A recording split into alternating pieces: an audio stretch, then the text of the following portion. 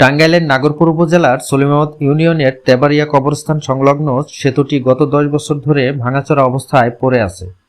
Cement ঢালাই ভেঙে গিয়ে চলাচলে ভয়াবহ ঝুঁকি তৈরি হয়েছে।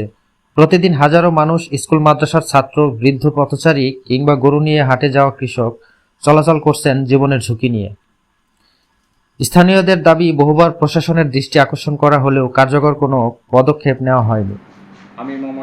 সলিমাবাদ ইউনিয়ন বিএনপির সভাপতি সাজ্জাদ হোসেন খান পল বলেন, এই সেতু দিয়ে প্রতিদিন হাজারো মানুষ ঝুঁকি নিয়ে চলাচল করছে। দ্রুত নতুন সেতু নির্মাণ না হলে বড় দুর্ঘটনা ঘটতে পারে।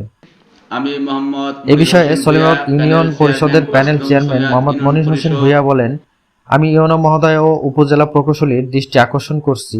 আশা করি দ্রুত এই সেতু সংস্কারে ব্যবস্থা নেওয়া হবে। এলাকাবাসীর জোর দাবি, দ্রুত নতুন সেতু নির্মাণ করুন, জনদুর্ভোগ দূর করুন।